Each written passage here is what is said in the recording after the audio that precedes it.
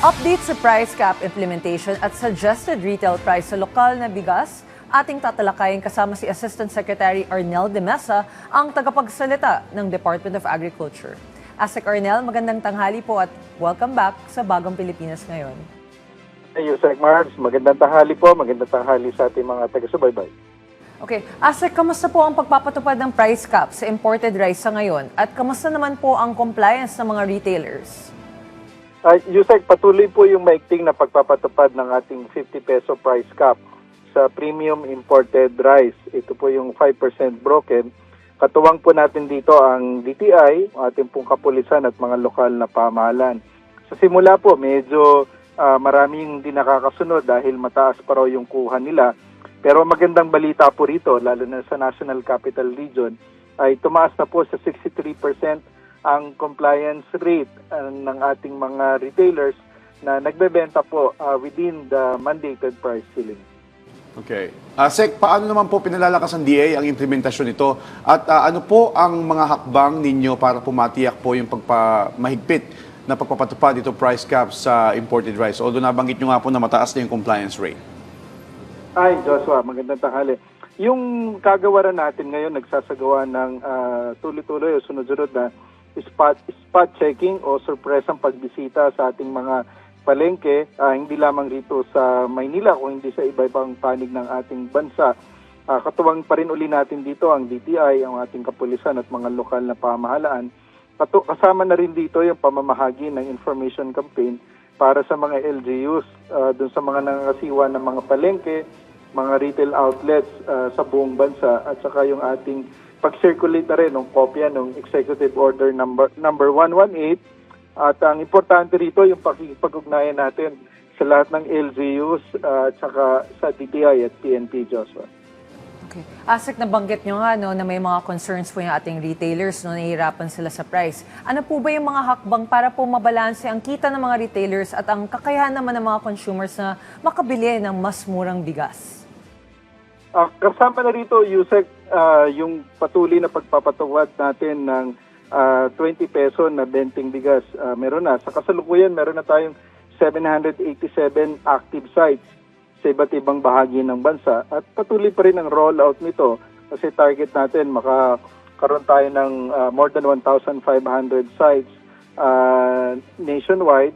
And of course, yung ating pagpapaunlad din sa ating mga magsasaka ng palay. Okay, Asik, hingi na rin po kami ng update dito po sa nakatakdang pagpapatupad ng suggested retail price sa lokal na bigas. Kailan po ito ipatutupad? Asik. Actually, magpapatawag ang ating kagawaran ng stakeholders consultation para dito at doon po sa nasabing stakeholders, itatalaga kung magkano ang SRP, bagamat nabanggit po na ito ng ating kalihim, at kung kailan ito ipapatupad at gaano katagal. Not unlike kasi nung price cap, kailangan lang po niyan ay maliit na period lamang, short duration, kasi ito pong mga price control ay mas effective po siya doon sa maikling panahon para masigurado po natin na hindi rin na magkaroon ng market distortion. Okay. Asek, na gusto ko lang bigyan linaw po itong katanungan na to. No? Ano po ba yung kaibahan ng suggested retail price o SRP sa isang price ceiling, lalo na sa pananaw po ng mga rice retailers at consumers?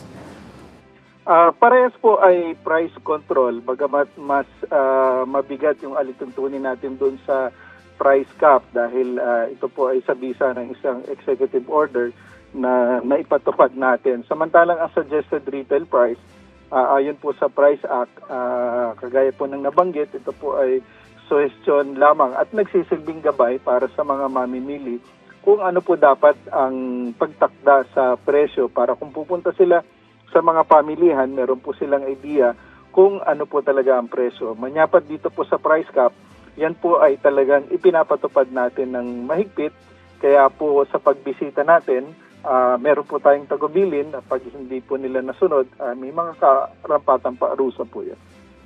Okay. Asek, dilawin lang din po natin, ito po ba sa mga pampublikong pamilihan lamang kapag ito ay naipatupad na o maging dun sa mga pribadong pamilihan o like dun sa mga grocery o supermarket sa mga malls? Iba po kasi yung price composition pag nasa mga groceries at supermarket. So, normally ito pong price cap at saka ito pong ating suggested retail price ay karamihan po nasa mga pamilihan at yan po yung nadidikta po ng ating price-based na computation. Okay. Okay. Asek, no, sa ibang usapin po, no, nagbabala po ang ilang hog producers na maaapektuhan daw ang supply sa planong pagpapatupad ng price cap sa pork belly o liempo. Ano-ano po ba ang tugon ng DA dito? Ito naman po ay nasa estado pa po ng pag-aaral at alam natin na marami rin pong mga bagay na nakaka-apekto sa ating pork industry. So patuloy po yung pakikipag-ugnayan at konsultasyon ng DA sa mga hog producers, traders at retailers at ganoon din po sa iba pang stakeholders para po mabalanse ang kapakanan ng producers at consumers. So ganoon po talaga sa sektor ng agrikultura, kailangan po talaga pakinggan ang lahat ng panig. So nasa stage pa naman po ito ng consultation, Joseph Marks. And Asek, para po sa kaalaman ng lahat, ano po ba ang magiging epekto nitong price cap sa liempo para po sa mga mamimili at sa local hog producers?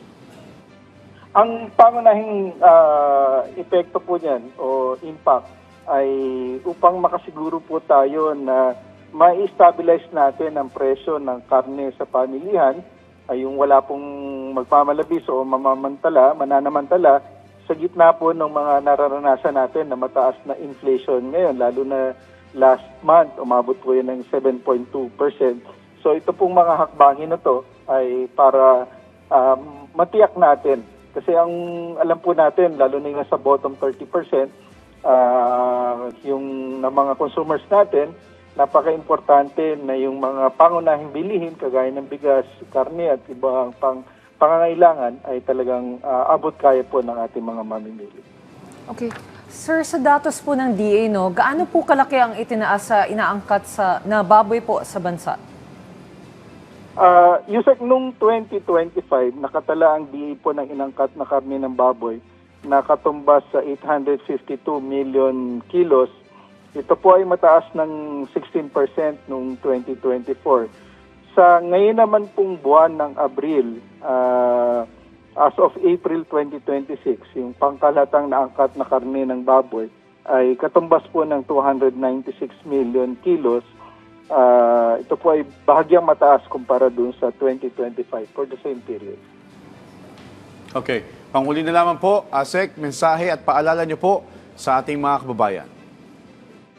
Muli po, maraming salamat sa pagkakataon, Yusek Marks, Joshua, para po makapagpaliwanag sa inyong programa. Makakaasa po yung ating mga kababayan, mga magsasaka at mangingisda, ganun din po ang consumers ng atin pong pamahalaan, lalo na po ang Department of Agriculture, ay palagi pong magsiservisyo at gagawin ng paraan para po sa kapakanan ng lahat. Muli po, magandang tanghalit. Maraming salamat. Okay po, maraming salamat po sa inyong oras. Assistant Secretary Arnel de Mesa, ang tagapagsalita ng Department of Agriculture.